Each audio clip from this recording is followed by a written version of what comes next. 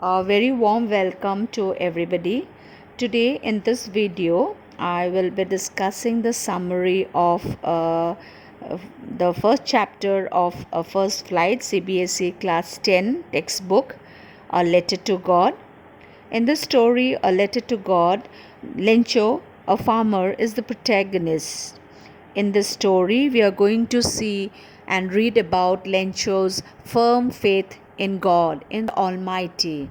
Now, let us proceed with the summary of the story. Once there lived a farmer named Lencho. The farmer lived on the only house that was there on the top of a hill. The hill was low heighted. From his house, what he could see was a river and a ready to harvest cornfield. It was visible. The field belonged to Lencho, and he had the utmost confidence that this year, like every year, the harvest would reap great profits. The only thing that he awaited was rainfall. In this hope, he spent the entire morning gazing at the sky in the northeast direction from where a drizzle was expected to shower on his field. Lencho, while looking at the sky, gazing at the sky, confidently tells his wife that they are going to have a rain shower, to which the lady replies by saying that only if everything happens as they hope and expect. Their elder children were working at the field and the younger ones were playing near the house when Lencho's wife calls everyone for dinner. It was during that time drops of rain began to fall, providing the farmer's prediction to be true. The wind was pleasant and clouds could be seen approaching from the northeast sky. Lencho goes out of the house to take the pleasure in feeling the droplets on his body. He refers to the drizzle as coins.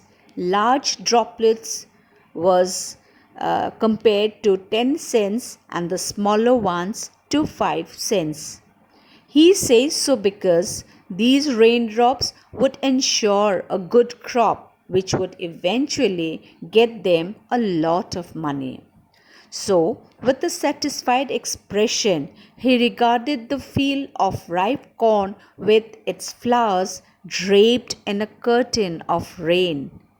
But suddenly a strong wind began to blow, and along with the rain, very large hailstones began to fall. These truly did resemble new silver coins. The boys, exposing themselves to the rain, ran out of the house to collect the frozen pearls. On seeing everything as Lencho expected, Lencho reflected upon the field and the flowers covered with droplets. It seemed as if they were wrapped in a curtain. But unexpectedly, a strong wind started blowing, leading to a hailstorm. And the writer refers to these pellets of frozen rain as new silver coins. The innocent boys became playful and went out in the rain to play and collect these hailstones, which looked like frozen pearls. Now Lencho started, worrying because he was just expecting a shower. He was not, expecting a hailstorm. This would definitely spoil his harvest. It would destroy the crops. So the farmer now starts worrying and hopes that the storm gets over quickly, which to his utmost disappointment, it did not. The hailstorm did not stop. The hailstones covered the entire valley, including the house, the garden, the hillside, and even the cornfield. It made everything look so white that it seemed as if it was covered in salt. Lencho now became stressed and disappointed at everything went against the plan. The trees had shed the leaves, corns were smashed, and the flowers had also fallen from their plants. While standing in the withered fields, he conveyed his dismay and sorrow to his sons by commenting that the effect of the storm proved to be worse than that of crop destroying insects. All their hard work had gone in vain. He felt very helpless as no corn had been left and feared that they might have to starve this time. Even after everything had gone southwards, that means gone wrong, the family still had hope in their hearts of hearts. They had faith in the Almighty even after nothing was left. They give each other support and they consoled each other and recalled a saying which assures that no one ever dies of starvation. All through the night, Lencho thought only of his one hope, the help of God, whose eyes, as he had been instructed, see everything, even what is deep in one's conscience. Lencho was an ox of a man, working like an animal in the fields, but still he knew how to write. The following Sunday at daybreak, he began to write a letter which he himself would carry to town and place it in the mail. It was nothing less than a letter to God. Lencho was very, very hard working. Okay, and he was very disappointed because his crops were destroyed and they are not going to get a good harvest. So if there is no harvest, then they are going to starve, they are going to live in hunger. Lencho spent his entire night thinking of only one option left, and that was to seek the help of God, who he had been informed has its eyes and ears everywhere. He thought of writing a letter to God conveying his grievances. Despite spending all these years working at the farm, he still knew how to write. He started writing on the Sunday morning and thought of mailing it himself by going to the town. In his letter to God, Lencho communicated his poverty stricken situation and mentioned that he needed 100 pesos to regenerate the crops along with surviving until they are ready to harvest. He wrote to God, God, if you do not help me, my family and I will go hungry this year.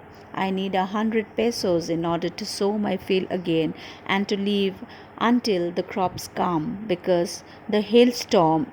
And what he did was he wrote the address on the envelope as to God, put the letter inside, and still trouble went to town.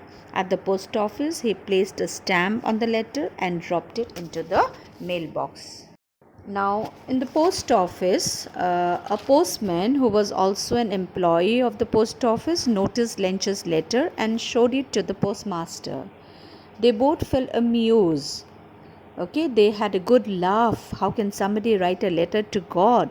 But the postmaster, who was a fat and a friendly person, amiable person, immediately developed a sense of seriousness. He was astounded at the amount of faith Lencho has in God and he wished he had the same. So, in order not to shake the writer's faith in God, the postmaster came out with an idea: answer the letter. But when he opened it, it was evident that to answer it, he needed something more than goodwill, ink, and paper. But he stuck to his resolution. He asked for money from his employees. He himself gave part of his salary, and several friends of his were obliged to give something for an act of charity. It was impossible for the postmaster to gather together the 100 pesos, so he was able to send the farmer only a little more than half. He put the money in an envelope addressed to Lencho, and with it a letter containing only a single word as a signature: God. Despite his best effort, he was only able to collect an amount not more than half of what was required. He then addressed it to Lencho along with a letter which was undersigned by God. The following Sunday, Lencho came a bit earlier than usual to ask if there was a letter for him. It was the postman himself who handed the letter to him, while the postmaster, experiencing the contentment of a man who has performed a good deed, looked on from his office. Lencho showed not the slightest surprise on seeing the money. Such was his confidence, but he became angry when he counted the money.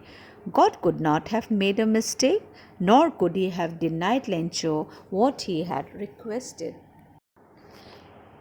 On being disappointed, Lencho started looking for ink and paper to write to God again.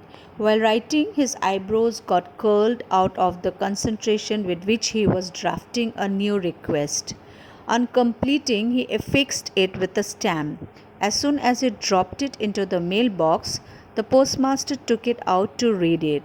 Lencho complained that he had only received 70 pesos and he is really in need of the remaining amount. He doubted the integrity and honesty of the post office employees and suggested that the money should not be sent via post because he doubted that the staff at the post office must have stolen the missing amount. That is, the remaining 30 amount must have been taken away or stolen by the postmaster and the employees. He called these postmaster and the employees who helped Lencho in the difficult time as a bunch of crooks. The irony of the situation is that the postmaster and his employees who contributed the salary to collect 70 pesos with great difficulty in order to help Lencho are thought as a bunch of cheats, okay, dishonest people. So that really made them feel very, very sad because they tried to help whatever they could from their side, but Lencho called them as bunch of crooks, which means considered this postmaster and the post office employees as cheats and dishonest people. The moral of the story, the letter to God, is that extreme faith in the Almighty can give you a ray of hope even in the most difficult and the most darkest times of your life. The main message imparted through this chapter, A Letter to God, is that no matter what situation one is in, they should have complete faith in God.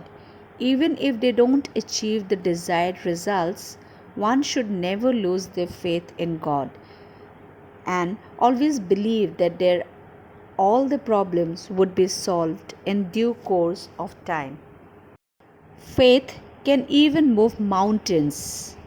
Okay, so we must have a very strong and a firm faith in the supreme power. We also learn from this story that if you have firm faith in God, it will be rewarded through the charity of other men, through some way or the other. One way or other, God will definitely answer your prayer. So you should not lose faith in God. That's all for today. Thank you for your patient listening. Have a great day.